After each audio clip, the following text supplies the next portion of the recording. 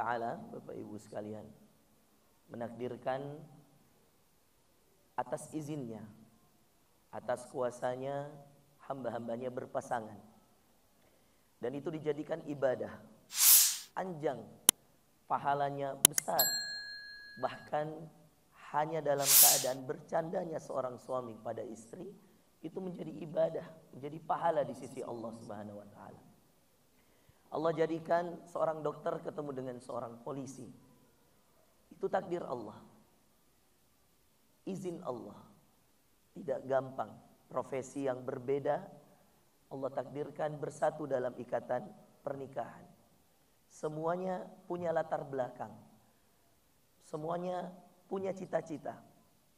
Ada yang masih mau sekolah, ada yang akan bertugas. Saya selalu menasihatkan pada adik-adik yang menikah, kalau dia polisi, kalau dia tentara, ketemu dengan seorang dokter, saya harus kasih tahu bahwa semua punya cita-cita, semua punya harapan, semua kebanggaan kedua orang tua, semuanya ingin berbakti. Tapi ingat, setelah pernikahan ada yang dinamakan dengan akad, ada yang dinamakan dengan hak dan kewajiban, ada yang dinamakan dengan tanggung jawab. Seorang dokter, Alisa, yang 3 bulan lalu saya telepon dan pastikah ini jadwalmu dek? Bilang, iya Ustaz. Lalu saya katakan, insya Allah 19 Juli saya hadir. Saya baru mendarat dari Jepang Pak, tadi malam, langsung balik dari Jakarta, menepati janji saya pada Adinda. Saya pernah tanya dari mana tahu, dia pernah ikut beberapa kajian. Alhamdulillah. Maka saya kasih tahu, seorang dokter ingin spesialis, mau Pak, dia harus keluar. Kadang-kadang ada yang ke Erlangga di Surabaya, ada yang Masya Allah seorang dokter mau ambil subspesialisnya di Korea, datang ke saya berdua dengan suaminya. Ustadz, bagaimana hukumnya Ustadz? Kebermanfaatan Ustadz, di daerah saya di Palopo belum ada subspesialis ini Ustadz. Ini ada banyak cerita tentang itu. Menuntut ilmu wajib, tapi tidak akan pernah lebih wajib karir kita daripada taat kita pada seorang suami. Dan seorang suami juga ada tugas negara, apalagi seorang Ibtu Genta berkarir di kepolisian. Tidak gampang ketika kemudian ada tugas yang datang. Belum lagi kalau ada tanggung jawab anak. Itu semua akan jadi satu paket ujian ke depan. Maka sebenarnya Anda sedang memasuki fase ujian yang insya Allah kalian harus saling kuat. Kalau nggak jaga sholat dek, berantem terus nanti. Polisi ketemu dokter, egonya semua tinggi. Maka perbaiki sholat subuh tak. Saling mengingatkan Ki, sholat tak. Itu yang bisa jaga Ki. Kalau suami bertugas di luar rumah, kalau istri perbaiki sholatnya di dalam rumah, maka Allah jaga suaminya di luar rumah.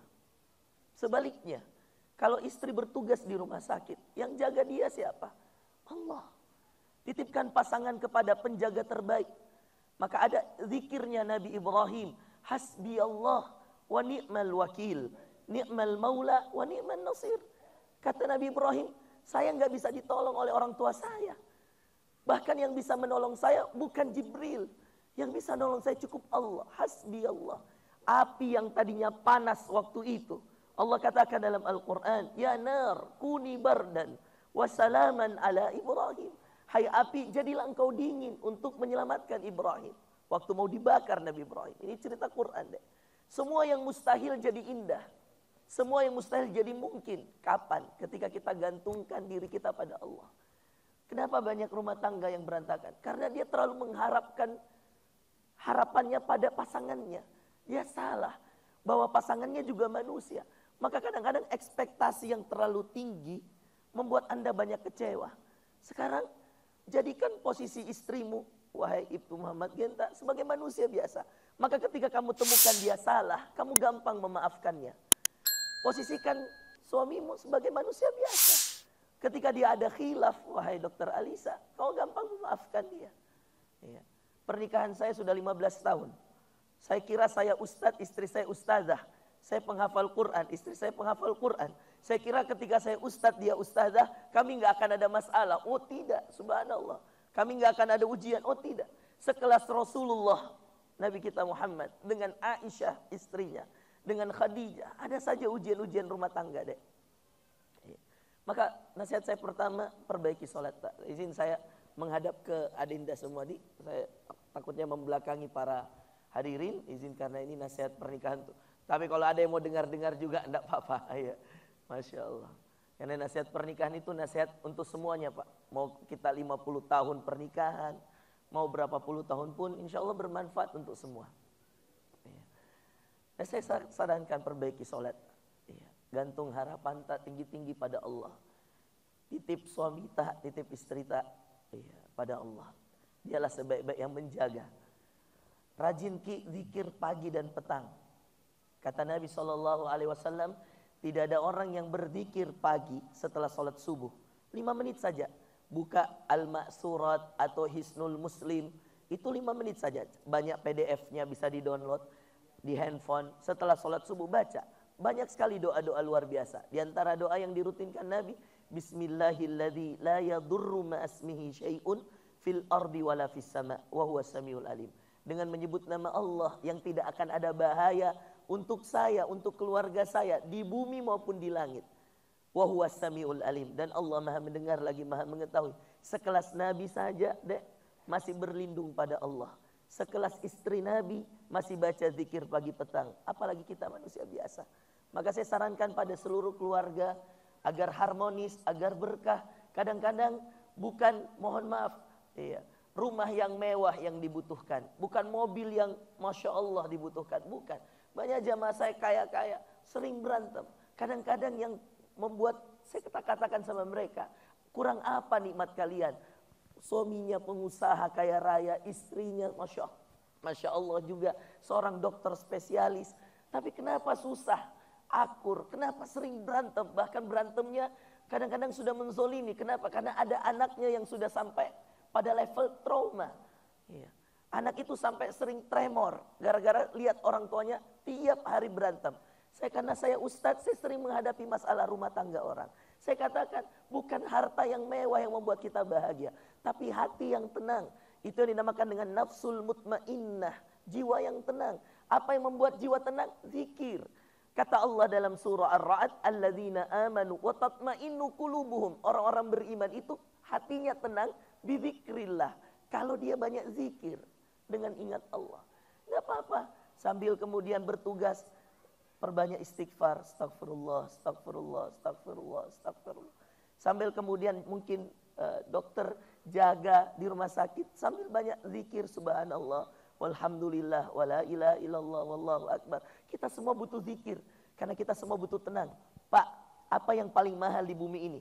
Apa yang paling mahal di dunia ini? Bukan sukses, tabe. Bukan bahagia, tabe. Karena kalau ada orang bilang, oh saya kapten, oh saya brigjen misalkan, saya irjen misalkan. Apakah itu kategori sukses? Oh mohon maaf Pak, ada Irjen Minahasa yang Masya Allah Kapolda Sumbar ketahuan selundupkan narkoba Pak. Karena ada-ada saja sukses itu, mohon maaf, kacamata orang beda-beda. Ada jenderal bintang 3, alhamdulillah lulus. Ada yang Masya Allah sudah bintang 2, narkoba. Ada Masya Allah, ujian orang beda-beda. Jadi kalau sukses menjadi ukuran bersama, tidak bisa. Karena sukses itu relatif. Tapi kalau bahagia Ustadz, saya katakan mohon maaf, bahagia orang di luar ditampilkan di depan umum. Saya ini pembina banyak artis Pak. Saya bina anak-anak musyawarah, Teguh Wisnu, Siren, Ari Untung, Venita. Saya pembina mereka di sana, sama Ustadz Adi Hidayat.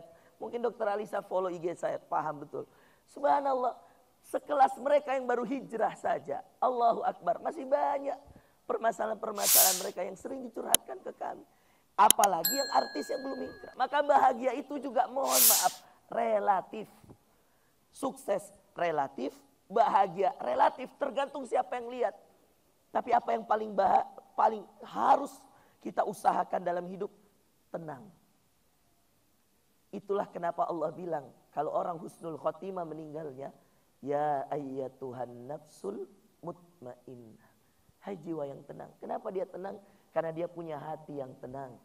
Dia ndak iri sama orang, dia nggak punya dengki, nggak punya dendam. Perbaiki hati tak, jaga diri tak. Apa Ustaz cara memperbaiki hati? Banyak zikir.